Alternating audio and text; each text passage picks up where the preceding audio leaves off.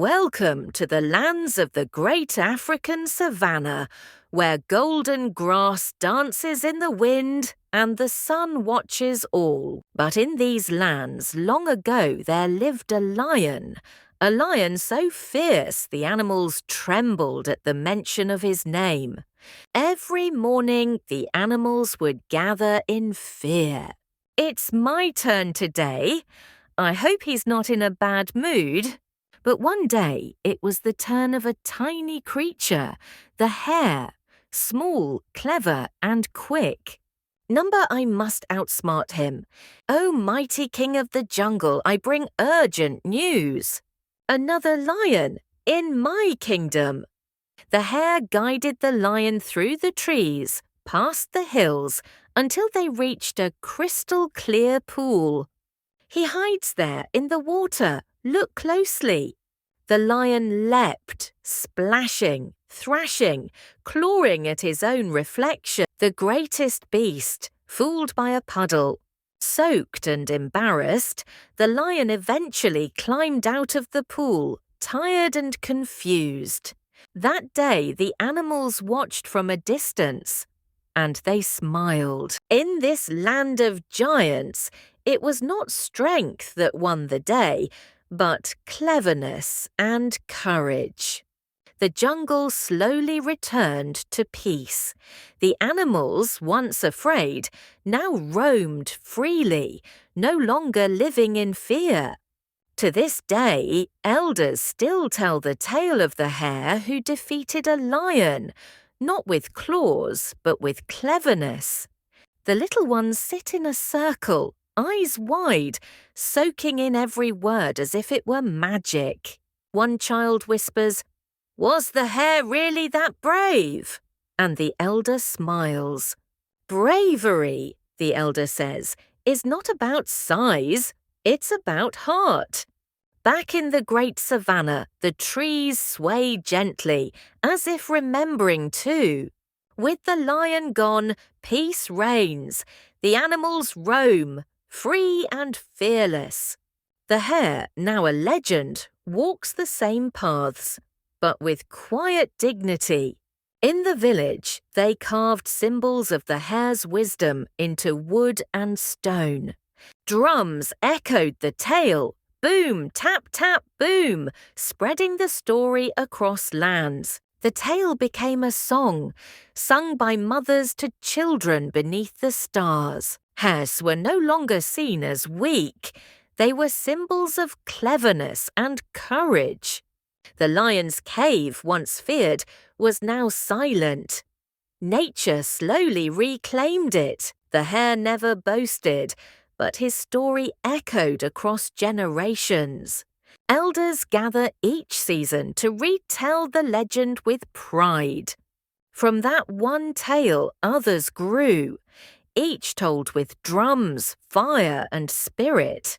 Children play hare and lion in the dust, acting out the clever tricks with laughter. Above, the sky watches it all. The stars never forget. Travellers from other lands carry the tale home, passing it from ear to ear. Some truths need no loud voice. They live in silence and actions. The hare's tale is woven into kente cloth, sewn into beads, told in dance. In the centre of the village stands a small statue, the hare carved in stone. Children dream of cleverness, not claws, of winning with their minds. Even lions now teach their cubs, never underestimate a little one. The story grew roots, deeper than trees, stronger than stone.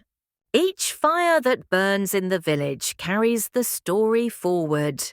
Even the wind hums the tale, rustling through leaves and rooftops. Though his body is gone, the clever hare lives in every smart move, every brave heart. In festivals, dancers leap like hares and roar like lions, remembering through movement. Those who fear stand tall after hearing the hare's tale. Where once there was fear, now there is balance. The jungle remembers and grows. Sailors, students, and scholars carry it far. The clever hare travels without legs. The tale is older than stone, but always feels new. On quiet days, you can still hear it, the whisper of the hare's clever plan. The story ends here, but the clever spirit of the hare will live forever. Like seeds in the soil, wisdom from the hare's tale grows in young hearts. Even when forgotten by mouth, the tale stays carved in memory. The rhythm of drums beats with the cleverness of the tale. By firelight, children watch the tale in shadow puppets on mud walls. Some children are named after the brave little hare to carry the story in their steps.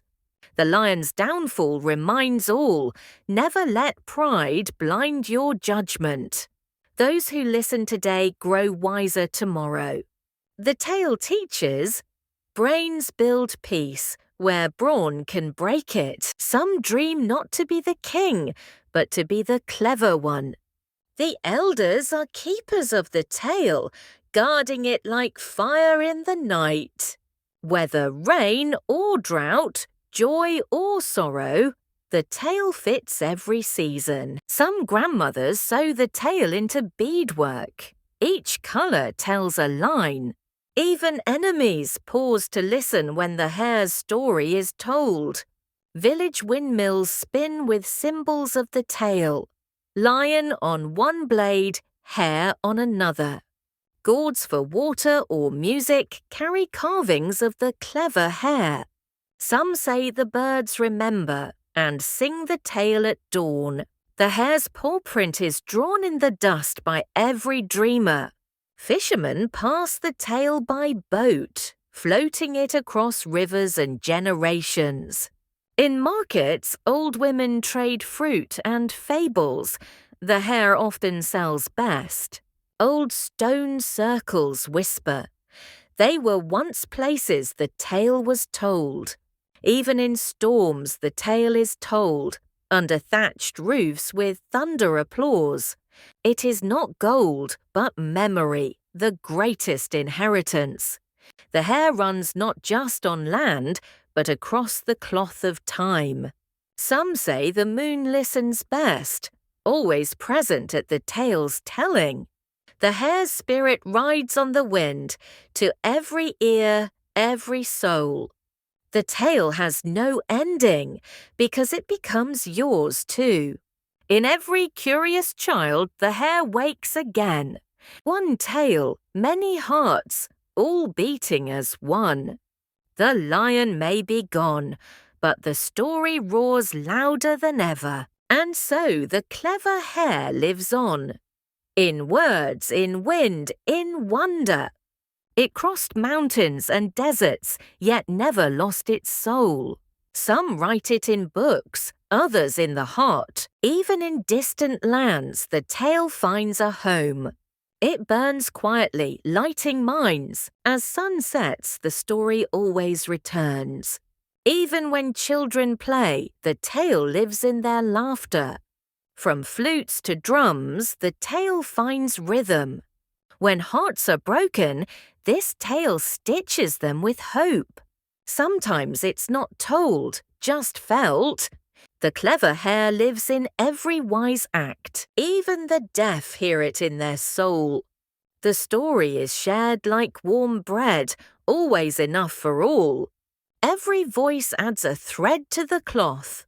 Every sunset looks like the moment the hare outsmarted the lion. Some say the story itself once saved a warrior's life.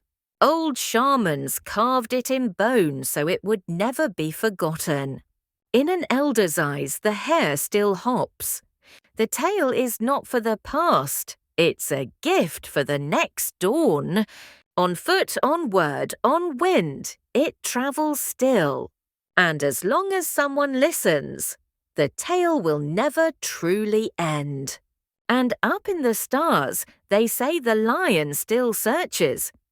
but the hare always smiles.